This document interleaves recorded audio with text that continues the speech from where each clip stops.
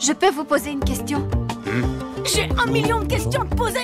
À mon tour, j'ai une question. Mais tout cela ne répond pas à ma deuxième question. Alors, je pose la question, monsieur le président, je pose la question, messieurs les jurés, je pose la question à tout le monde. Pourquoi me posez-vous toutes ces questions? Je sais que tu n'aimes pas les questions, l'Indien. Question à tout, André Berkoff. Ça fatigue pas toujours de poser des questions tout le temps? Mais oui, mais poser des questions, c'est le plus important. Vous savez, il faut toujours se méfier des gens qui ont réponse à tout. Ça, il faut s'en méfier. En revanche, des gens qui ont question à tout, c'est notre rôle. C'est notre rôle, non pas à prendre parti, nous avons à écouter, à questionner. Et puis, vous faites une opinion. Et puis, justement, on va avoir un débat. Alors, autre guerre, autre conflit, autre zone de conflit. Oh, combien elle n'est pas récente, celle-là, elle dure depuis des décennies et des décennies, au Proche-Orient, avec voilà, tous les acteurs, Israël, Palestine, le Proche-Orient, l'Iran, le Liban, la Syrie, derrière les grandes puissances, après la Russie, les États-Unis, etc. Le monde entier est un peu englobé, en tout cas, et puis ça a pris les circonstances et les hauteurs et les intensités que l'on sait depuis à peu près 2 ans et même beaucoup plus. Alors, nous avons avec nous Michel Fayad. Bonjour. Michel Fayad, vous êtes politologue, vous êtes spécialiste du Proche-Orient, vous êtes franco-libanais.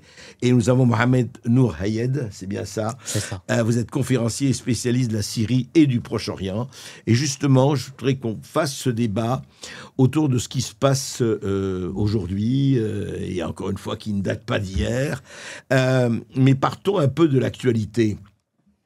Alors, il y a eu d'un côté Macron qui a reconnu l'État palestinien et un certain nombre, d'ailleurs, après un certain nombre des dizaines de pays, et il y a eu la fameuse conférence de Sharm el-Sheikh où, effectivement, Donald Trump est venu entouré d'un certain nombre de puissances du monde arabe, du Pakistan et autres, et puis qui a entamé un cessez-le-feu d'abord, et puis retour des otages, mais le début d'un processus. Et est-ce que, justement, vous savez, on dit toujours que ces pays, c'est les terres promises qui ne sont pas très tenues, ou difficilement tenues, c'est le cas, c'est le moins que l'on puisse dire. Donc, qu'est-ce qu'on peut dire aujourd'hui de cet accord et de ce qu'il peut entraîner comme conséquence? Justement, je commence avec vous, Mohamed Nouri Hayed. Qu'est-ce que vous en pensez? Alors, moi, cela me désole d'abord qu'on en parle comme des accords de paix. Puisque revenons à ce que signifie un accord de paix. Un accord de paix, par principe, devrait supposer un accord entre des parties au conflit qui seraient à un niveau égal pour parvenir à des accords qui iraient dans les intérêts des uns et des autres. Et un accord de paix est censé être négocié avec les concernés. Or, nous avons assisté avec le 9 octobre, et puis, enfin le 8 octobre, 9 octobre et la déclaration de Washington, et puis avec la conférence à Sharm el-Sheikh en Égypte, à une réalité imposée aux Palestiniens et imposée à ce qu'on appelle le Proche-Orient, ou plutôt le Levant, où en fait il n'a pas été question de parler des droits des Palestiniens, il n'a pas été question de consulter la population palestinienne et de considérer de facto le Hamas comme le représentant des Palestiniens.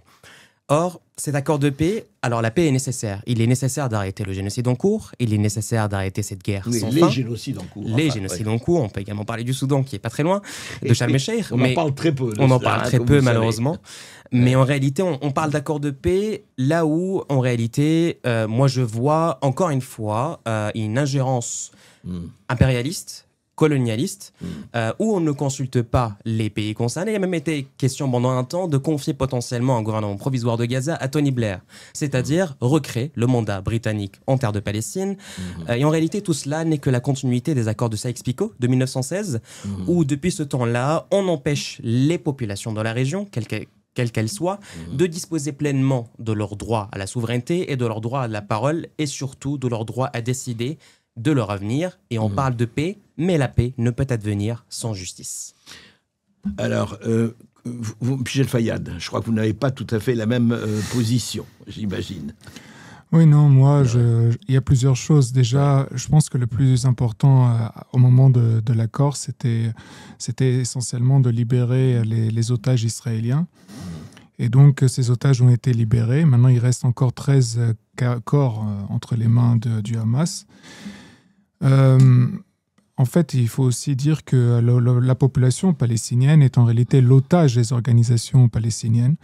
Le Hamas, vous savez, depuis l'accord de cessez-le-feu, a tué, d'après certaines sources, jusqu'à 300 personnes dans la bande de Gaza, 300 Palestiniens.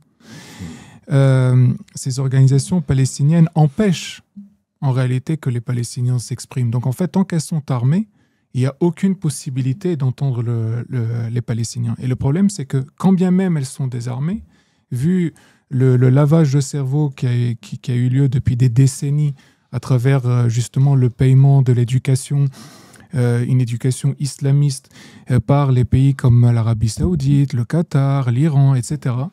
Mais vous avez créé des Palestiniens qui ont une idéologie islamiste. Donc quand bien même on désarmerait le Hamas, on désarmerait le Fatah et les autres, eh bien le problème resterait que ces Palestiniens ont subi un lavage de cerveau. Et donc il faudra du temps pour que les Palestiniens puissent s'exprimer librement. On n'est pas dans le monde des bisounours où les Palestiniens du jour au lendemain vont être des gens pacifistes, non islamistes, prêts à s'entendre, faire la paix, réfléchir de manière conviviale. Non, ça va pas se passer comme ça. Il faut du temps. Il a fallu du temps aux Allemands. Donc les Palestiniens ne sont pas plus bêtes et ne sont pas plus intelligents que les Allemands. Donc de la même manière qu'il a fallu du temps pour les Allemands et qu'il a fallu que les nazis soient complètement désarmés et détruits, de la même manière, il faudra désarmer et détruire le Hamas, le Fatah et les autres et laisser du temps à ce que ces Palestiniens puissent penser librement et réfléchir librement. Et là, j'entends bien la dialectique de génocide, colonialisme, Sykes-Picot, etc. Enfin, tout ça, c'est en fait, c'est typique en fait de ceux qui veulent réfléchir le conflit d'une manière idéologique gauche. Et en réalité, le conflit, il est bien plus ancestral. Et le conflit, en réalité, est un conflit qui est religieux. Il ne faut pas se leurrer. Il y a eu des massacres bien avant les Sykes-Picot. Je veux dire, rien que si je veux citer Safed en 1834 contre les Juifs, ou si je veux citer 1840-1861 au Liban, si je veux parler du vrai génocide, celui-là, celui qui a consisté à tuer le tiers de la population libanaise durant la Première Guerre mondiale par la famine, parce que les Turcs disaient que les Libanais ne méritent pas le sort des Arméniens d'être tués par l'épée, mais d'être tués par la famine. Donc, chaque mot a son importance. Donc, parler de génocide et de famine dans cette région, c'est comparer directement avec ce qui s'est passé au Liban durant la Première Guerre mondiale. Et c'est incomparable. D'après les chiffres du Hamas, on parle de 60 000 et quelques morts, d'après les chiffres du Hamas. On est bien loin du tiers de la population libanaise exterminée par la famine. Donc, il faut vraiment réfléchir le conflit, non pas par le biais uniquement idéologique, marxiste, gauche, colonialisme et tout. La plus grande colonisation, vous savez, c'est laquelle ? C'est la colonisation arabo-islamique. Et la deuxième, la plus importante, c'est la colonisation ottomane. Ce sont eux qui ont colonisé toute la région. Ce sont eux-mêmes qui ont colonisé la Palestine, le Liban, la Syrie, l'Irak. Ce sont eux qui ont fait la plus grande colonisation de l'histoire. Ça remonte à beaucoup plus loin. Non, c'est 4 siècles, jusqu'en 1918. Pourquoi est-ce qu'on voudrait dire 1918 ça va, mais 1948 ça va pas ? Pourquoi ? Quel est ce biais ? Deux poids, deux mesures, vous dites. Bien sûr. Mohamed Nour, alors, votre réaction ?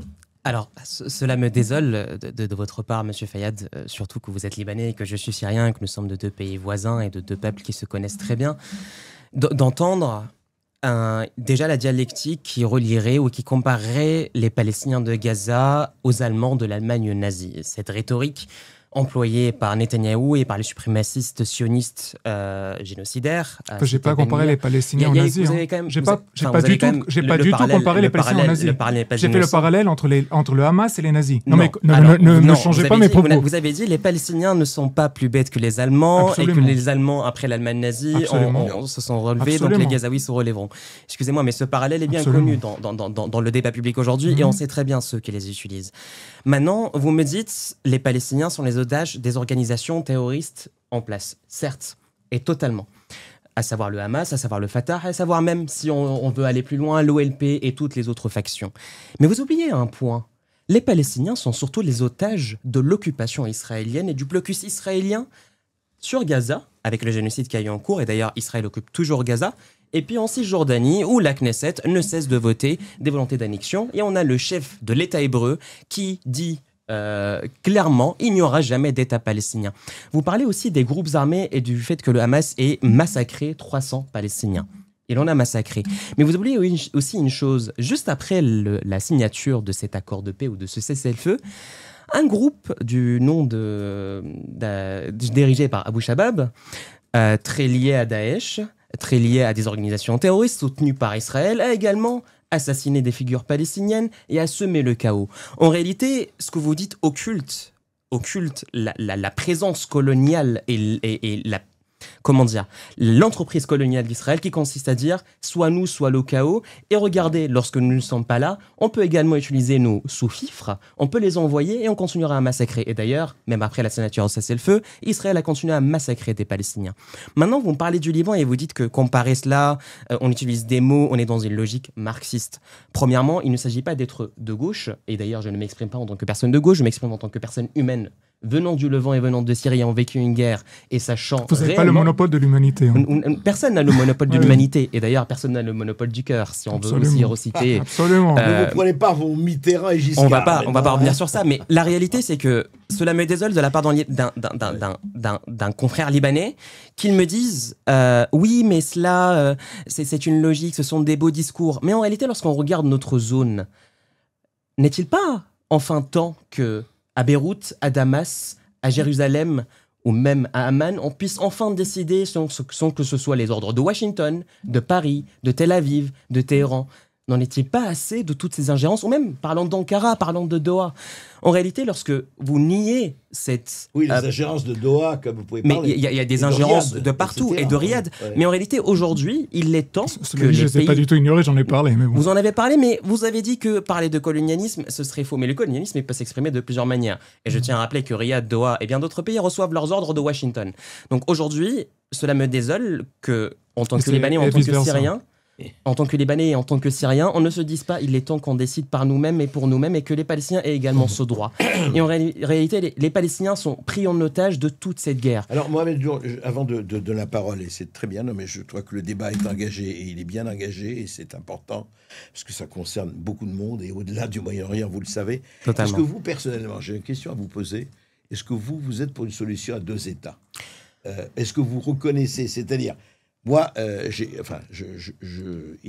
on était un certain nombre, j'assume mes propos, en disant, mais c'est pas nouveau, ça ne me rajeunit pas, ça fait des décennies que je dis ça. Je dis qu'il n'y aura pas de paix au Moyen-Orient sans la création d'un État palestinien, mais il n'y aura pas d'État palestinien ou de paix sans la reconnaissance d'Israël par le monde arabe et par les Palestiniens. Est-ce que vous êtes, vous, pour deux États ou pas?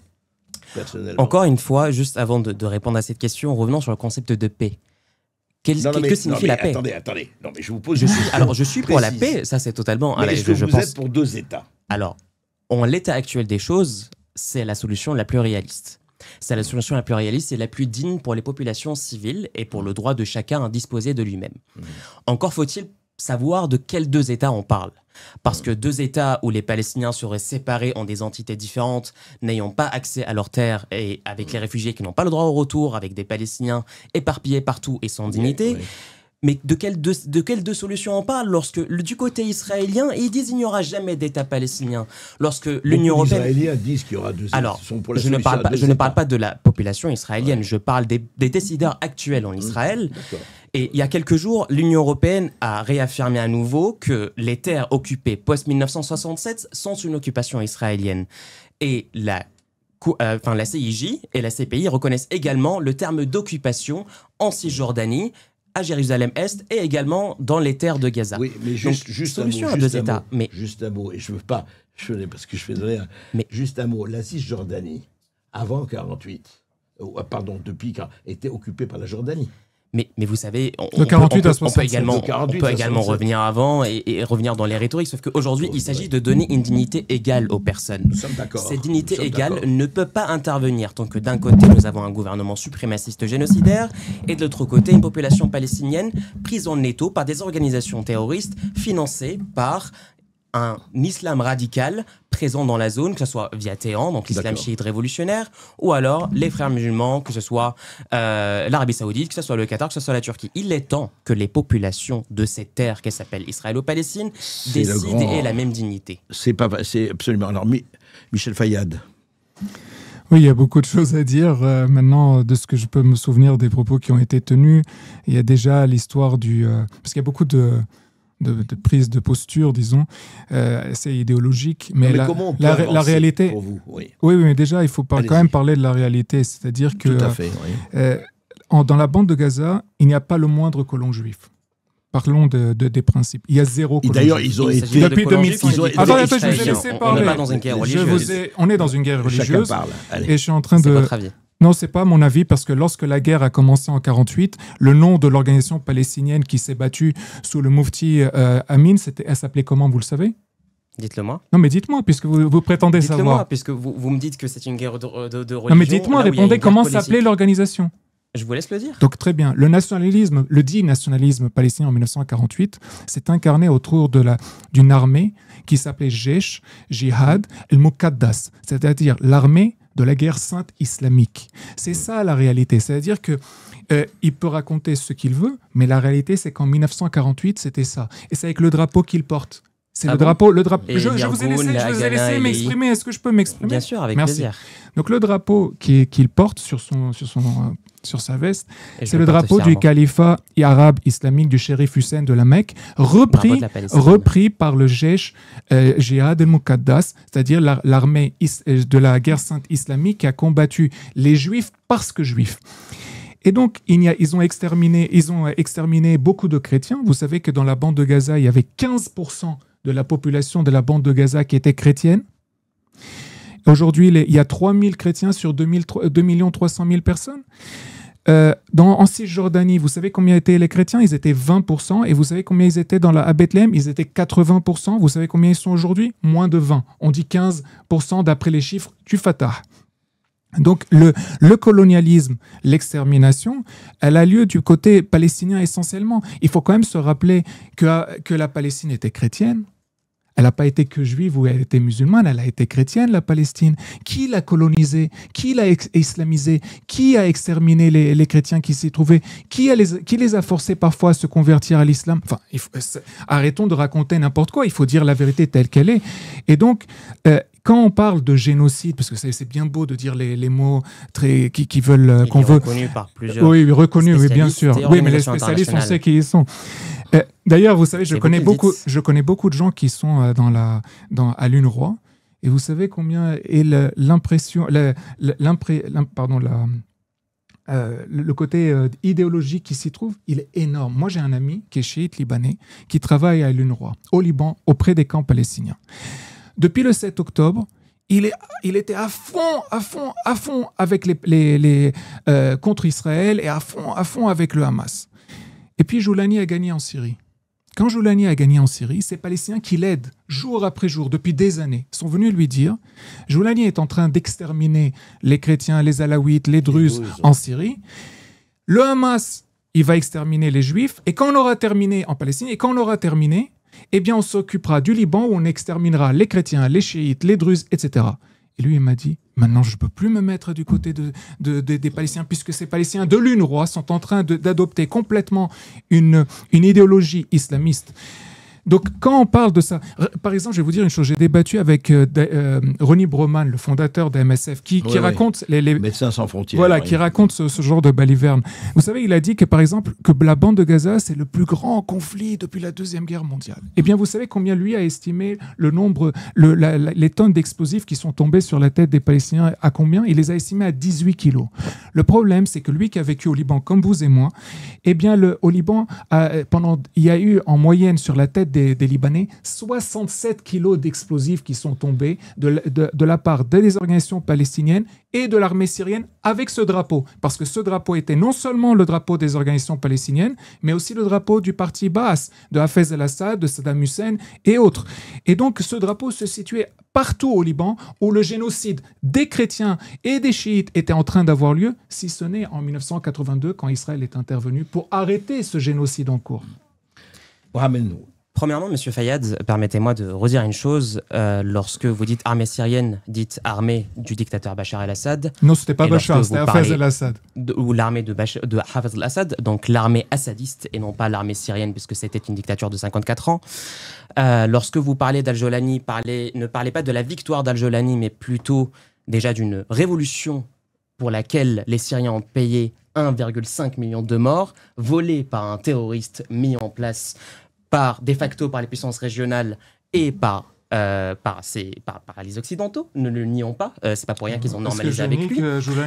Laissez-moi continuer. Et lorsque vous me dites que je porte le drapeau d'un djihad islamique, je porte le drapeau de la Palestine et des Palestiniens.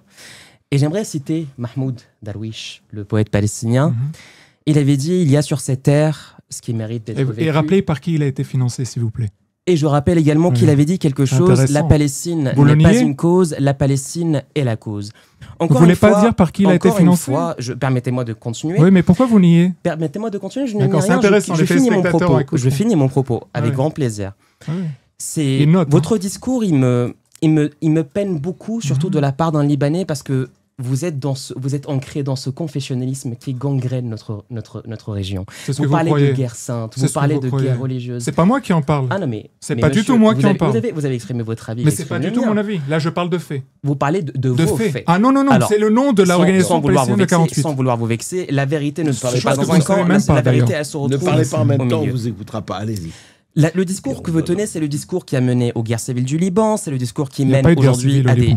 Il n'y a pas eu de guerre civile au Liban. Non, il n'y a pas eu de guerre civile au Liban. Là, encore une fois, vous pouvez nier l'histoire. Oui, quand l'armée d'Assad est rentrée au Liban, ce n'est pas une guerre civile, c'est l'armée d'Assad qui essayait d'envahir le Liban. Et les organisations palestiniennes qui ont essayé de conquérir le Liban. Ça ne s'appelle pas une guerre civile. Il y a eu une occupation syrienne au Liban. On n'est pas en train de le nier. Est-ce que vous appelez ça une guerre civile? Il y a eu une guerre civile au Liban. Les Libanais se tuaient. Ah bon? Ah bon, laissez-moi continuer mon propos. C'est quand cette guerre interconfessionnelle? Non, c'est une guerre syro-palestinienne contre le Liban avec des collaborateurs libanais qui ont collaboré avec les Syriens et les Palestiniens contre les Libanais. C'est ça qui s'est passé au Liban. Vous avez votre temps de parole. Allez-y. Votre discours confessionnaliste est celui qui nourrit la haine qui existe aujourd'hui dans notre région. C'est pas moi qui fais ce discours. Et vous vous positionnez parmi ceux qui nourrissent aujourd'hui cette volonté de désunion. Lorsque vous dites, oui, en fait, vous parlez vous avez utilisé un très bon exemple, les chrétiens de Palestine, les Palestiniens chrétiens. À Gaza, qui a bombardé toutes les églises? À Gaza, les chrétiens gazaouis ont-ils accepté de partir de leur terre sous bombardement israélien? Qui a empêché les chrétiens de pratiquer leur rite? Médite, répondez à la question. Le Hamas? Oui. Et le Hamas est-il une autorité palestinienne reconnue par les Palestiniens et mise en place par les Palestiniens? Et qui a fait que les chrétiens qui étaient 15% de la bande de Gaza ne sont plus que 3 000 sur 2 300 000? Mais monsieur... Ce sont les Israéliens ou les Palestiniens? Mais dites-moi, répondez à la question. Alors, je vais vous répondre tout simplement. C'est un peu léger quand même. Je vais vous répondre très... Smotrich, on en prend un sur tout le gouvernement. Ah, mais on peut en prendre un sur tous les gouvernements. Donc Smotrich représente tous les Israéliens, mais le Hamas ne représente pas les Palestiniens. On voit le biais dans vos propos. Excusez-moi, normalement, apparemment, c'est la seule démocratie du Moyen-Orient. Donc, laissez-moi... Il y a le Liban qui est une démocratie aussi. On pourra en parler. Oui, on peut en parler, c'est la plus vieille. C'est pas la question. Là, je suis en train de citer Bezalel Smotrich qui a très bien dit, mais je ne suis pas coincé, je finis mon propos. Finissez votre propos. Vous avez le don de savoir couper et de vouloir partir dans le punchline, ça n'est pas ma spécialité, monsieur. Il n'y a aucune raison de faire des punchlines. Ça n'est pas ma spécialité. Parce que vous ridiculisez, c'est pas grave. Mais... Si vous le dites. Parce qu'il y a pas mal de choses que vous savez pas. Bezalel Smotrich, qui sur la chaîne 12 israélienne, avait dit « Le Hamas est notre meilleur ennemi ». En réalité, le Hamas ne peut se nourrir que de la haine qui existe, ne peut se nourrir que parce que l'Iran veut mettre ses pions et ne peut se nourrir que parce qu'Israël veut garder un ennemi à ses frontières. Or, aujourd'hui, et c'est ce que vous niez en permanence, vous parlez de guerre religieuse. À quel moment est-ce que vous pensez que... Alors, parlons... En fait, j'ai une question. Vous considérez d'abord comme Libanais ou comme Maronite? Comme Libanais. Comme Libanais. Moi, aujourd'hui, je me considère avant tout comme Syrien. Alors que je suis sunnite et arabe. Il y a beaucoup... Les Druzes syriens se considèrent avant tout comme Syriens avant d'être Druzes. Les Alaouites syriens comme Syriens avant d'être Alaouites. Moi, je ne considère pas qu'il y a des gens qui pensent comme ça. Je pense que chaque individu a sa réponse. Chaque individu a sa réponse. Absolument. Mais encore une fois, vous niez le sentiment national. Vous partez dans un confessionnalisme et dans des conflits religieux. Là où en réalité, tout est politique. Et puis même, lorsque vous parlez de chiisme, de sunnisme, vous oubliez qu'en réalité, la fitna est politique. Mais j'ai même pas parlé. Non mais je tiens juste à vous dire que l'origine est politique. Pas parlé. Mais en fait, j'essaye un peu d'éclairer nos téléspectateurs pour leur dire en parlant d'autre chose, la cause est politique. Et vous partez sur le confessionnalisme et sur la guerre de religion en nourrissant tout un discours. C'est pas moi, malheureusement. En fait, à vous entendre, on dirait Thomas Barak qui vous êtes des tribus. Enfin, Thomas Barak, c'est... Moi, j'ai une question à vous deux. On connaît le Moyen-Orient. Moi, je suis né au Liban. J'ai vécu une vingtaine d'années. Un merveilleux pays, un très beau pays, le Liban. Un superbe pays. Mais vous ne pouvez pas nier, enfin, personne ne peut nier nier que dans ce conflit, y compris Israël, etc., enfin, il y a une dimension religieuse incontestable. On ne peut pas le nier, que ce soit d'ailleurs du côté Israël, du côté Palestine, du côté, etc. Si vous voulez, ce n'est pas par hasard que Hassan al-Banna, le frère musulman, est né en 1928. C'est-à-dire, il y a une idéologie. On ne dit pas que ça comprend tout le monde. Alors, il est né en 1928, il n'a pas décidé de naître en 1928. Dis ça, que ça existe depuis 100 ans. C'est pas pour décider de naître. Je veux dire simplement que la dimension religieuse ou la dimension... la dimension politique de la religion et non pas la dimension religieuse en elle-même. Oui, mais enfin, attendez, c'est lié. C'est lié à l'islam. Ce qu'est l'islam. Qu'est-ce qu'est l'islam? L'islam se dit à la fois religion, État et société. Vous savez, la charia existe également dans le judaïsme. Il y a la Kabbala. Mais on ne dit pas le contraire. Il vient de dire la même chose. Il vient de vous dire la même chose. Sauf qu'en réalité, aujourd'hui, le combat n'est pas religieux. Le combat est identitaire et politique. Lorsque d'un côté, vous avez un suprémacisme sioniste qui se prétend du judaïsme et au nom du judaïsme voudrait exterminer des populations et fait même des échelles entre... islamique aussi. Mais évidemment, pour avoir vécu le joug de Daesh et d'Al-Qaïda et pour voir à la tête de mon pays un terroriste à la place, mais je rejette pleinement l'islam radical. Moi, je suis un laïcard. Je prône un Moyen-Orient où chacun peut vivre en paix avec sa dignité et sa foi ou son absence de foi, ça n'est pas la question. Mais moi, je suis de confession musulmane. De l'Église et de l'État ou de la synagogue et de l'État et de la mosquée et de l'État. Voilà. Totalement. En tant que nationaliste syrien, je prône cette phrase qui était inscrite dans notre constitution syrienne qui dit « Ad-dinu lillah wal watan li jami'」La religion et la foi pour Dieu et la patrie pour tout le monde. C'est à 1905, ça. Alors, c'est encore plus poussé que la loi de 1905, parce que la loi de 1905, c'est une loi, là on parle de constitution syrienne. En réalité, le point central... Constitution qui dit que la source de la loi est l'islam. Le problème, c'est que... Il faut quand même le rappeler. Alors, non, ça, c'est pas la constitution 1920 ni la loi 1950. Non, j'ai pas dit 1920, mais c'est dans la constitution syrienne jusqu'à aujourd'hui. Celle d'Assad, elle l'avait déjà et elle est restée encore, malheureusement. La constitution d'un dictateur, puis la constitution d'un terroriste. Ni reconnue, ni légitimée par son peuple. Absolument, on est d'accord sur ça. Aujourd'hui, en réalité... la question dépasse même le concept religieux, elle est pleinement politique. Pourquoi ? Parce qu'en réalité, tout est instrumentalisé, que ce soit la confession, que ce soit la religion. Ça n'est pas pour rien que Daesh est arrivé à ce moment-là, ça n'est pas pour rien qu'Al-Qaïda est intervenu à ce moment-là, ça n'est pas pour rien qu'Al-Jolani a réussi à avoir un coup d'état militaire incroyable et à avoir volé une révolution. Tout est lié et tout est sur un plan politique et sur vraiment une préparation politique très réfléchie pour que la zone reste divisée. Et aujourd'hui, lorsque vous parlez de ces cartes de minorité, en réalité, c'est ce qu'on nous a toujours dit pour nous séparer. Or, moi, je vais vous citer un exemple dont on parle très peu. La grande révolution syrienne pour la libération de la Syrie du mandat français. Elle a été menée par les Druzes, par les Alaouites, par les Sunnites et par les Kurdes. Et d'ailleurs, c'est le drapeau de la Syrie actuelle. Les 3 étoiles, ce sont toutes les composantes du peuple syrien qui ont dit « Nous voulons notre indépendance, nous voulons vivre ensemble et faire nation ». Or, aujourd'hui, lorsqu'on repart sur ce confessionnalisme, lorsqu'on se repart sur cette pensée religieuse très prenante, on oublie la dimension nationale, là où on est dans des pays qui à peine se décolonisent et à peine se débarrassent de dictature et aspirent à une union nationale. Moi j'ai une question à vous poser, c'est très intéressant. Avec grand plaisir. Le fond du problème, c'est qu'on a eu, enfin je l'ai vécu, l'Aoumir arabe, il y avait la question du nationalisme arabe. Et ce qui est intéressant quand même, quand toi, de temps d'Abdel Nasser... promu par le nasserisme, le Baas, le nasserisme, le Baas et compagnie. C'est-à-dire que ce qui était en avant, c'est le nationalisme arabe. Bon, il y avait les questions d'Israël. Ce qui était derrière, c'était la nation musulmane, en réalité. Pardon. Non, mais je veux dire... Les deux sont intrinsèquement liés. Mais mais ce qui est très intéressant, c'est que l'islamisme, je ne dis pas l'islam, a remplacé le nationalisme arabe. On ne parle plus de Aoumil Arabiye, on parle de le triomphe islamique. En fait, et là je réponds. En réalité, là où par exemple des personnes comme Abu Mohamed Al-Jolani, ou si on peut l'appeler Ahmad El-Shara, le président de facto de la Syrie, autoproclamé, qui s'est mis lui-même au pouvoir, là où il a été intelligent, malheureusement pour nous, c'est que lui, il a su comprendre que l'arabité en elle-même ne parlait plus à personne, non seulement parce qu'elle a échoué, parce qu'en fait elle a été source de dictature et de massacres permanents, source d'ingérence et d'occupation d'autres pays, mais surtout a été un échec même dans son essence, parce qu'elle se fondait sur quoi? Sur l'établissement d'une nation arabe unie. Or, cette dictature... Syrie, rappelez-vous. Exactement, la République arabe unie.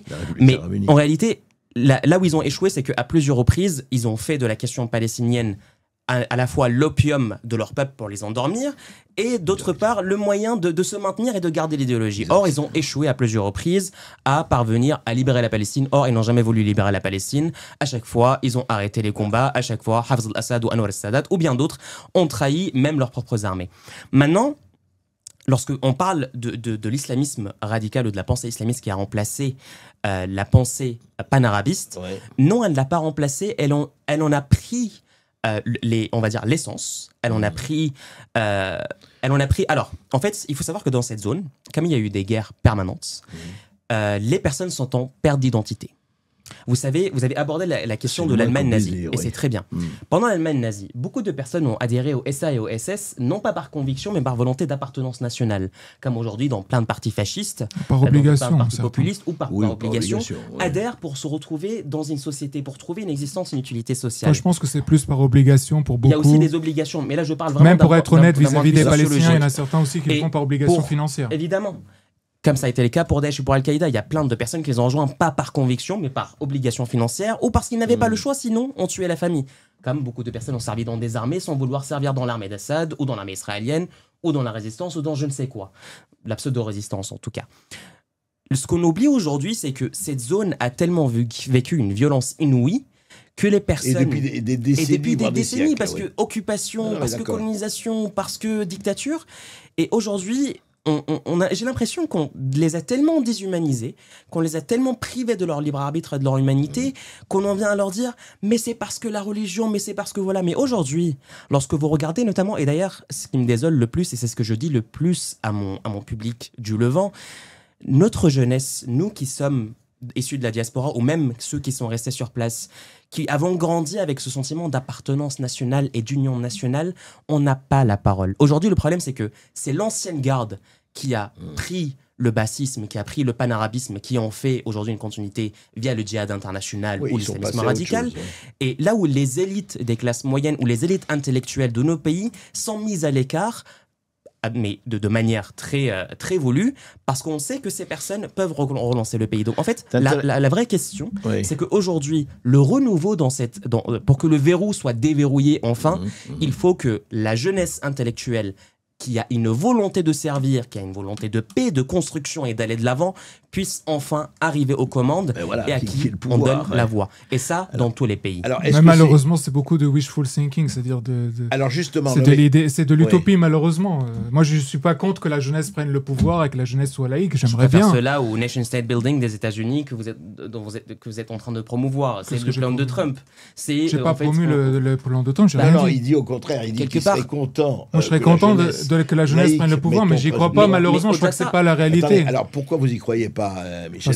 Et surtout, la question que je me demandais, après ce qu'a dit effectivement, parce qu'il a posé le problème de Mohamed Ayed, c'est qu'est-ce qui fait que, je veux dire, où est-ce qu'on peut aller? Parce que qu'est-ce qui fait que, comment éviter le pire? Le pire n'est pas toujours sûr également. Est-ce qu'on va rester comme ça pendant 50 ans, 100 ans, avec toujours les mêmes discussions, et surtout les morts et les vivants et tout ça, cette exploitation tous azimuts de tout qui fait que c'est pas possible, quoi. Et à votre avis, alors, où devrait-on aller? Enfin, qu'est-ce qu'il faut lever comme fantasme et comme tabou, etc. C'est vaste programme. Enfin.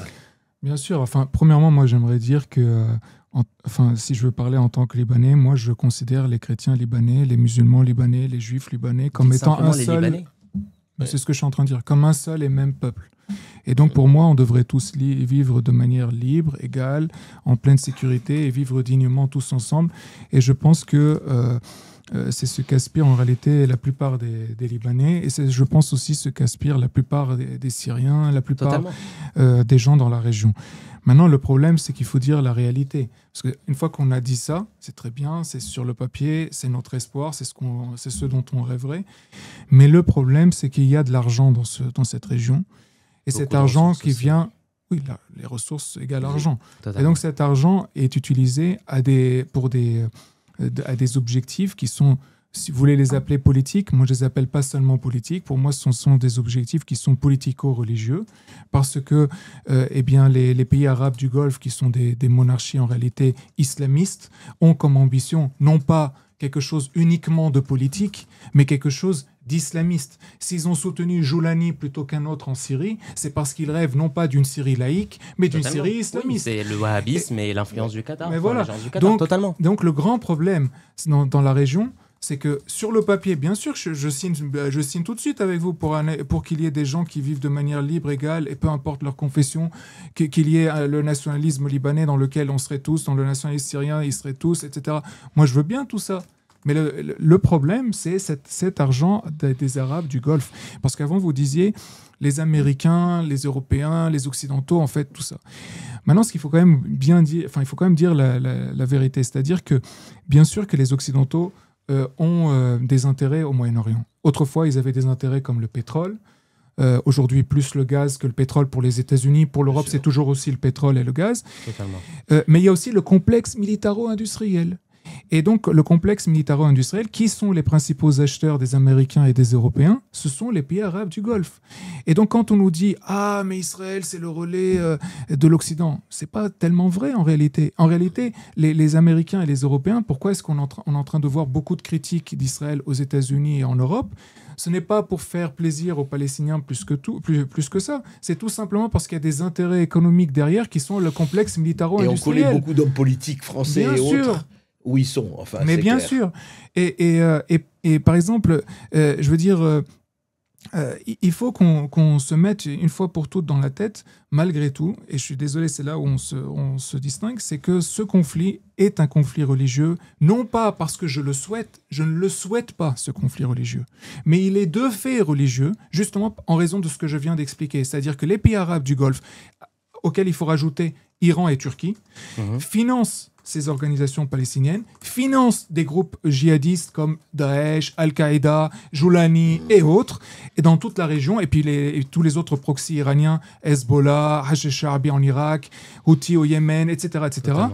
Et tous ces groupes poursuivent non pas seulement des objectifs politiques, parce que ce sont des régimes qui ne sont pas que politiques, ce sont des régimes qui sont islamistes, donc qui mêlent la religion avec la politique. Et donc, de fait, poursuivent des objectifs politico-religieux. Et au début, quand je vous disais que le nationalisme palestinien, au départ, en 1948, n'existait pas, c'était un nationalisme, en réalité, qui était ce que vous appeliez avant la Oumma, qui était un nationalisme islamique. Pas l'arabe. Non, même pas. En 1948, non, parce que islamique, c'était justement Jaish Jihad al-Muqaddas.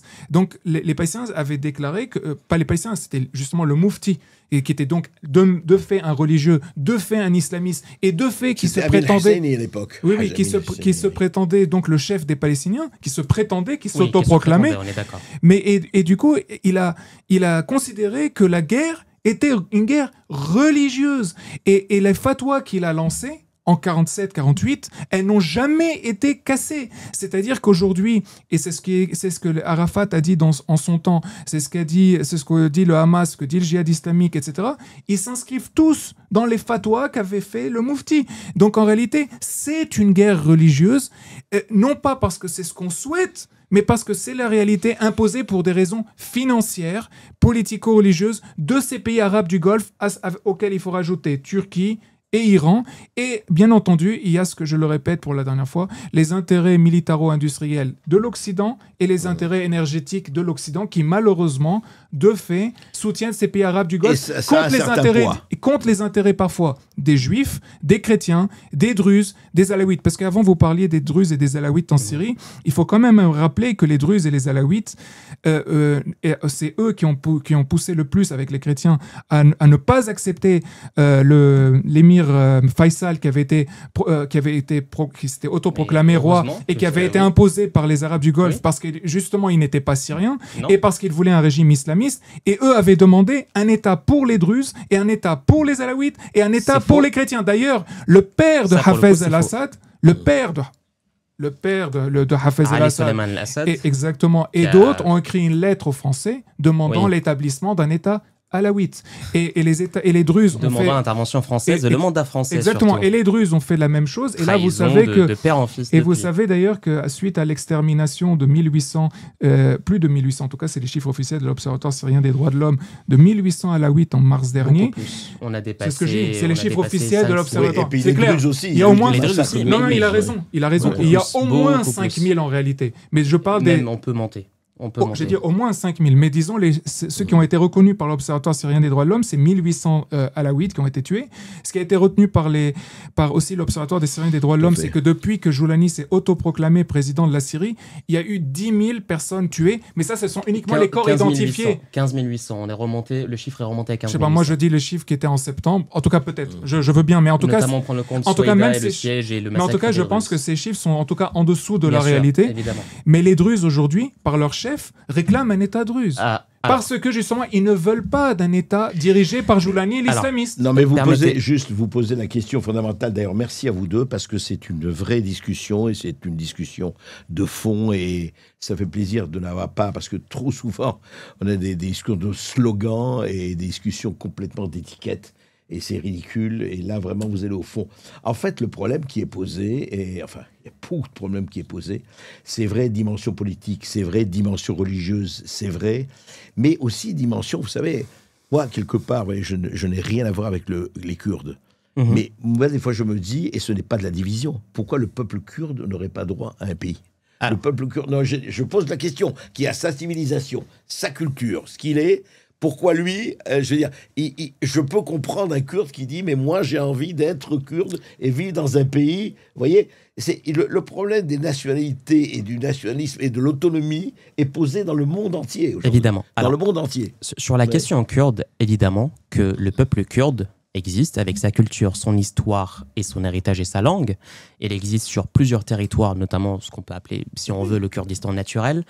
Et les Kurdes, comme tout autre peuple, ont le droit à l'autodétermination. C'est un droit reconnu à l'ensemble des peuples du monde. Sauf que pour eux, ils n'ont rien, quoi. Malheureusement, que ce soit le nationalisme turc d'Atatürk à Erdogan, donc l'islamisme également d'Erdogan, a été bâti sur l'extermination de cet ennemi de l'intérieur que sont les Kurdes, avec notamment l'abduction du PKK, là récemment. En Irak, il y a eu une sorte d'accord, mais pas tant, avec la création donc d'une entité fédérale avec le Kurdistan irakien. En Iran, le régime de la République islamique les traite comme des citoyens de seconde zone. Et d'ailleurs, la révolution iranienne a commencé parce que Mahsa Amini, une Iranienne kurde, a été assassinée. Enfin, la révolution, la dernière. Oui, la dernière. Je dis pour les téléspectateurs. Je refute de dire que c'était la révolution iranienne. La vraie révolution iranienne, celle qui est menée par le peuple, celle qui est menée depuis 2019 par les femmes. Je précise pour ceux qui nous écoutent. On est d'accord. Mais par les femmes iraniennes, les courageuses femmes iraniennes, et puis tout le peuple iranien qui aspire à sa liberté. Et puis on a les Kurdes de Syrie. Il faut savoir que avec l'arrivée du régime Assad, dès l'arrivée du régime Assad et l'établissement du panarabisme, l'identité kurde a été effacée. Pas seulement effacée, elle a été un quasi non-sujet. C'est-à-dire que pas de langue, ils n'ont pas le droit d'apprendre leur langue, ils n'ont pas le droit de la parler. Il y a eu une arabisation des noms de villes, je pense notamment à Kobané, qui a été renommé Ain al-Arab, l'œil des Arabes. Je pense notamment à toute cette zone de l'Est où les noms de villes ont été arabisés. Et puis, les Kurdes ont eu la volonté de se dire « mais nous sommes partie intégrante de cette nation ». Il y a eu le premier mouvement pacifique de Qamishlo en 2004, réprimé par Bachar el-Assad. Mais juste une chose, pour être vraiment honnête, il y a quand même Öcalan qui a longtemps bénéficié du soutien d'Assad. Évidemment, mais parce que ça lui sert. Le chef du PKK. Le chef du PKK qui a... Mais du coup, il a accepté cela. Ce que vous avez expliqué qui est vrai, il l'a accepté. Évidemment, après, les chefs de guerre, généralement, s'entendent entre eux lorsqu'il y a des intérêts beaucoup plus importants que les prétendus causes. Parce que Barzani en Irak aussi, il a marché avec Saddam, il a marché... Sur la question kurde, et je suppose que vous vouliez en venir sur la question kurde en Syrie, et notamment la prétendue région autonome du Rojava. Je voulais évoquer le peuple kurde parce évidemment, que voilà l'exemple d'un peuple. Je me permets juste de parler de la question de cette région autoproclamée du Rojava, qui est une région syrienne.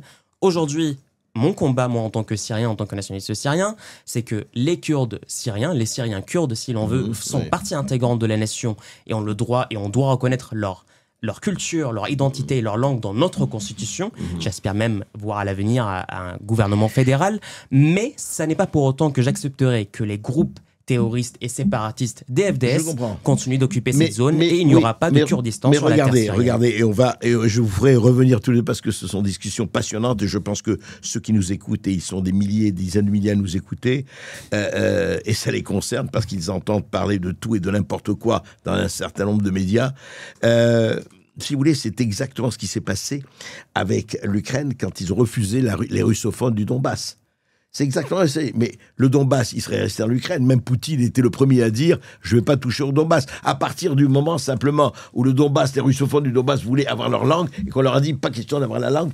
Oui, il n'y a pas qu'au Moyen-Orient que ça se passe. Mais ça, c'est le problème du concept d'État-nation qu'on a voulu universaliser. Voilà. Alors qu'en fait, il y a des spécificités sociales, politiques. Et tout cela. Oui, mais il faut tout prendre en compte. En fait, c'est pour ça que aujourd'hui, c'est le point central c'était normalement le thème de cette émission, les accords de paix. Or, il n'y a pas dans notre zone, ou en tout cas dans les zones de conflit, une prise de conscience de la spécificité de chaque société. Tout à fait, mais en fait, tout le monde sait que ce n'est pas les accords de paix, ces accords-là qui vont faire la paix. Non. S'il y a une question à la fois d'éducation, d'évolution, etc. Totalement. Je voudrais juste d'une phrase, parce que nous pouvons discuter pendant des heures, ce serait passionnant. Juste une phrase pour vous, Michel Fayad, et pour vous, Mohamed Nourayad, mais qu'est-ce que vous diriez aujourd'hui? Qu'est-ce qui est le plus... Je dirais, il n'y a pas d'urgence. Enfin, il y a d'urgence, bien sûr, mais on va pas faire sortir le lapin du chapeau. Il n'y a pas de solution idéale. Ça se saurait. Qu'est-ce qu'il faudrait faire pour vous? Pour les Kurdes? Non. On parlait des Kurdes. Non, on parlait du Kurde, mais c'est un exemple. Ça nous a entraîné pour le Proche-Orient en général et cette zone de conflit en particulier. Écoutez, moi, je suis vraiment malheureusement pessimiste sur la région parce que justement, je pense que les intérêts des uns et des autres se maintiennent. Et donc, j'aimerais bien pouvoir être aussi optimiste que vous, c'est-à-dire espérer que chacun accepte de vivre librement, de manière égalitaire, sécuritaire, digne, et de manière digne dans les différents pays. Mais malheureusement, je pense que tant qu'on a ces intérêts des pays arabes du Golfe, tant qu'on a les intérêts de la République islamique d'Iran, tant qu'on a les intérêts d'Erdogan, tant qu'on a les intérêts même occidentaux vis-à-vis avec le complexe militaro-industriel, je reste malheureusement pessimiste sur la région. Et je pense que les minorités religieuses, justement, sont les premières victimes. Vont être victimes et de plus en plus victimes. Oui, et en plus, parce qu'il faut être honnête, aussi, bien entendu, les sunnites laïcs, qui sont également des victimes très importantes dans la région. Ils l'ont été à travers aussi toutes ces années. Et pour le moment, ont été les premières victimes de l'islamisme radical. Oui. D'ailleurs, même Daesh a éliminé des mosquées en premier lieu, qui étaient des mosquées qui ne disaient pas ce que Daesh voulait. Juste, si je peux dire une chose sur les Kurdes, parce que moi, j'aurais pas pu en parler, c'est que vous savez, il y a un romantisme par rapport aux Kurdes en France. Et bien entendu, ils ont des droits. Et puis, ils ont été les alliés de l'Occident et des gens qui étaient contre Daesh pendant la lutte contre Daesh. Tout à fait. Ils y ont contribué très fortement. Bien sûr, les combattants kurdes ont... Maintenant, il y a aussi des points négatifs dans l'histoire, c'est-à-dire que les Kurdes ont marché avec les Turcs, les Ottomans, durant beaucoup de massacres. Le génocide arménien. Contre les Arméniens, contre les Libanais, contre les Irakiens, voilà. Donc, je voulais dire les Irakiens, mais bien sûr, c'est les Assyriens. Et ils ont également leurs chefs, Öcalan, Barzani et autres, se sont vendus au plus offrant. Donc, une fois avec Assad, une fois avec Khomeini. Je ne parle pas des dirigeants, je parle des peuples, mais vous avez raison. Oui, mais malheureusement... les peuples sont pris en étau ils sont pris en otage par ces organisations. Mais revenons au Proche-Orient rapidement, très rapidement, Mohamed Ayed. Mohamed Nourayad. C'est un prénom. Mohamed Nour, c'est un prénom composé. Absolument. Alors, moi, je ne répondrai pas par un simple optimisme, mais je répondrai par conviction, par une phrase qui dit « إذا الشعب يوما أراد الحياة فلا بد أن يستجيب القدر » Si le peuple choisit un jour la vie, le destin ne pourra que s'y plier. Et moi, c'est ma conviction en tant qu'enfant de la révolution syrienne, en tant que personne qui s'est battue pour exister en tant qu'être humain avec une dignité. J'ai appris ce que c'est que d'exister en tant qu'être humain. Et je crois sincèrement que nos peuples, dans cette zone qui ont vécu tant de violence, tant de haine et tant de déshumanisation, tiennent à la vie beaucoup plus que ce que nos téléspectateurs ne l'imaginent. Nous voulons la vie plus que tout, et nous aurons la vie plus que tout, parce que ce sera il faut se battre contre les cultes de mort. Il faut toujours se battre contre la haine et contre la mort, et que la vie triomphe avec dignité. Parce que malheureusement, l'islamisme a comme culture de la mort. Mais comme toute idéologie de haine. Écoutez, il faut en tout cas, je vous remercie d'avoir été là. Et merci beaucoup. C'est le micro. On m'indique le micro et on a raison. Et merci d'avoir été là. Et nous reprendrons cette discussion. En tout cas, merci d'avoir vraiment prôner la vie parce que trop de gens encore prônent la mort. Et vous savez qui disait Viva la muerte? C'est le général fasciste espagnol Milan Astrey. Il disait Viva la muerte. Eh ben non, pas Viva la muerte. Vive la vie, et uniquement la vie. Merci Michel Fayad, merci Mohamed Nour Hayed. Voilà. Exactement, merci.